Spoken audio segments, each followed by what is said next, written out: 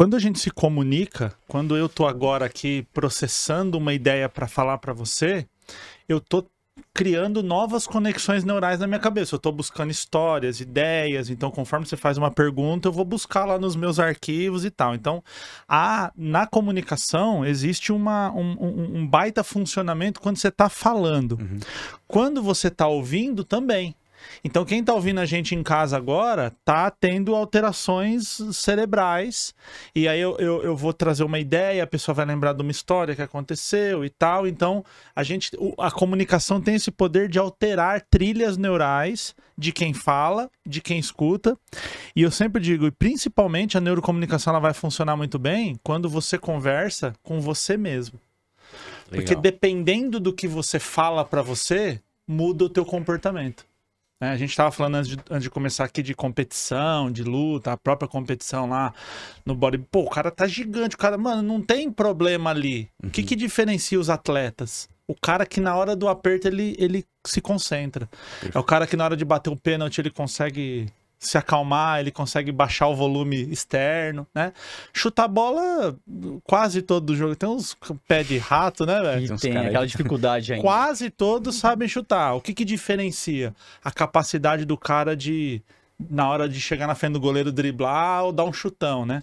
Então eu digo que a neurocomunicação é essa beleza que o cérebro tem de, através da comunicação, mudar o comportamento de uma outra pessoa, né? Pô, legal. E aí, como é que surgiu o interesse de você se aprofundar e estudar a neurocomunicação?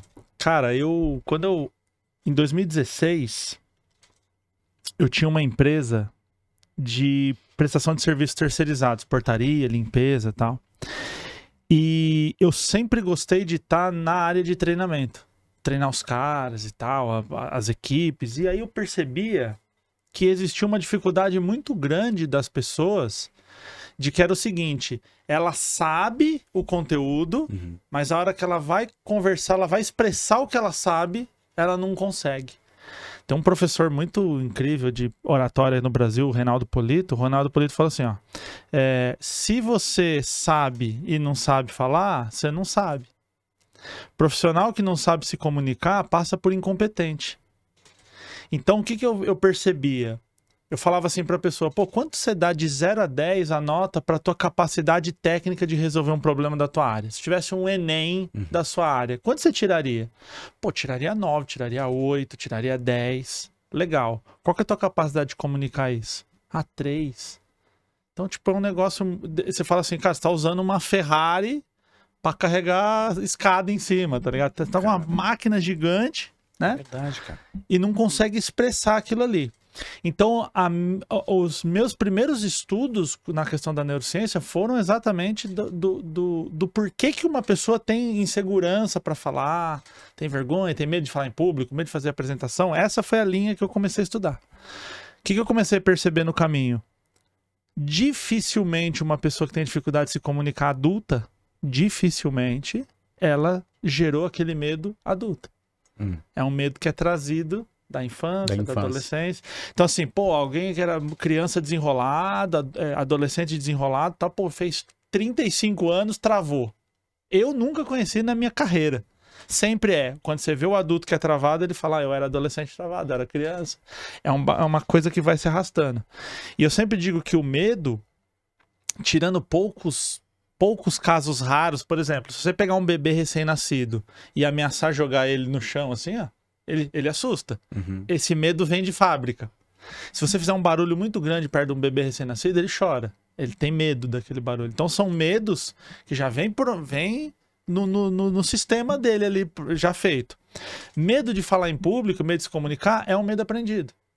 Tanto que a criança, quando ela tá com fome, ela fala assim, pô, mano, tô num restaurante, tá cheio de gente. Não, ela chora. E se você não der comida pra ela, ela chora mais alto. Ela vai aprendendo com o tempo que assim, pô, mano, se eu fico quietinho, eu ganho. Ficar quietinho é legal.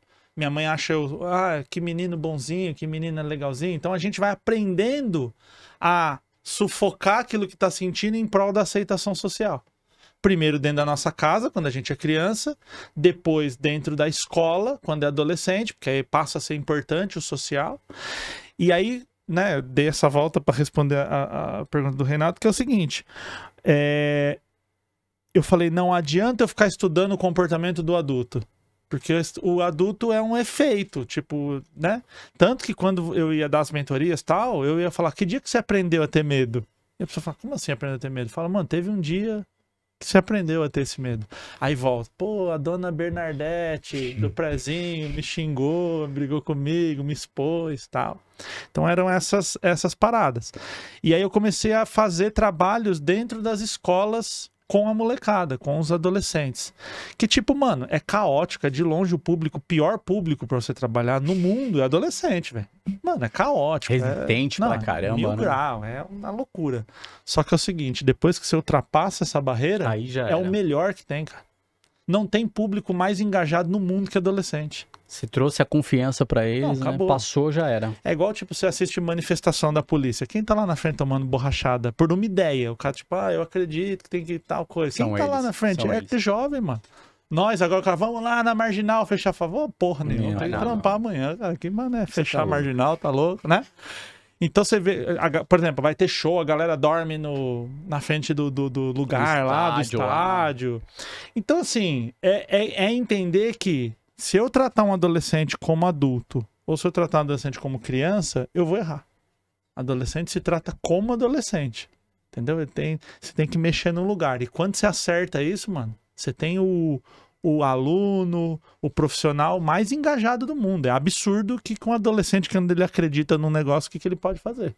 E aí foi aí que eu comecei a entender esse cérebro, o que tinha ali dentro de diferente, como eu disse, do adulto e também da criança.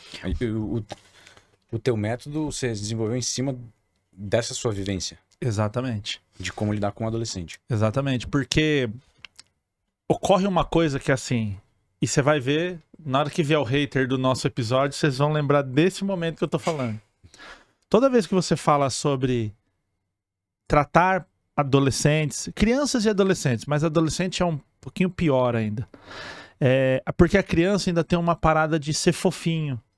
Então quando você dá um esculacho numa criança, uma galera ainda fala, mano, pode falar assim, criança e tal. O adolescente parece que é legal você esculachar. Às vezes você vê assim aqueles... Você tá lá, né? O cara, por exemplo, meu filho não queria fazer lição, eu fui lá e amarrei os braços dele e tal, faz puta bagulho absurdo, e aí a galera comenta assim, é isso aí, senão o adolescente não aprende, ele tem que entender que a vida é embaçada e tal. Fala, mano, que momento que torturar o filho, filmar e pôr na internet virou uma coisa legal, né? Então, toda vez que você fala de respeito, de consideração, de ouvir a opinião do adolescente, vem sempre uma galera que diz assim, então tem que deixar o adolescente fazer tudo, não tem que ter regra, ele tem que tocar o terror e ninguém falar nada. Não, longe disso. Só que assim, se você também só cobra, se você só faz o lado da cobrança, também não é legal. Por isso que é o amor, né? O filho, o aluno, né? Muitos professores vão acompanhar o nosso episódio e falar assim, pô, o aluno... Cara, o professor, ele tem que ter amor por aquilo ali. Professor é vocação. Que a galera também fala assim, vocação tem que ganhar pouco. Não, mano, o professor tem que ganhar 300 mil por mês. Mas é vocação. Se um cara falar assim pra mim agora, eu vou te dar 1 milhão por mês pra você ser bombeiro, entrar num prédio pegando fogo. Eu não vou. Eu não tenho vocação pra fazer isso. Eu tenho vocação pra dar aula. Então é o amor, é o limite, mostrar onde... Fala assim, meu irmão, até aqui você veio, mano. Se você passar dessa linha, você vai se foder. Se você passar disso daqui. E quando o limite é bem esclarecido, fica mais fácil a relação. Do tipo, até aqui você pode ir. Se você oscilar aqui dentro dessa faixa, tá de boa. Agora, se você ultrapassar, não. E o estímulo. Porque também existe uma ideia que é assim, o adolescente não sabe fazer nada. Vai pegar um ônibus, não sabe fazer comida e tal. Eu falo, concordo, tem um monte de adolescente inútil. Mas também não tem um monte de adulto inútil? Todo mundo tem um parente quarentão que não sabe fazer um arroz, velho. Tipo... Sabe trocar uma lâmpada. Exato. Então, inutilidade é coisa de ser humano, não é coisa de adolescente. Né? Mas por que alguém passa 40 anos da vida e não sabe fazer um arroz? Porque alguém fez pra ele. Então, estimular que o adolescente aprenda e faça as coisas também. Então, por isso que o Ali é esse tripé. E o tripé, mano, ele só tá no chão se ele tá com os 3 pés. Se você tirar um pé, ele tomba. Então, se você der limite, estímulo e não der amor, você vira um ditador. Se você der amor e limite e não der estímulo, você vira super protetor. Então, tem que estar com os 3 pés no chão. O método facilita porque quando a pessoa está assistindo a gente, agora ela vai fazer uma reflexão assim. Tá faltando amor, tá faltando pôr limite ou tá faltando estímulo? Né? E, cara, muitas histórias de gente que quando descobriu isso daí, afinou, ajeitou ali com o filho, cara, com o aluno, negócio... Foi que foi, né?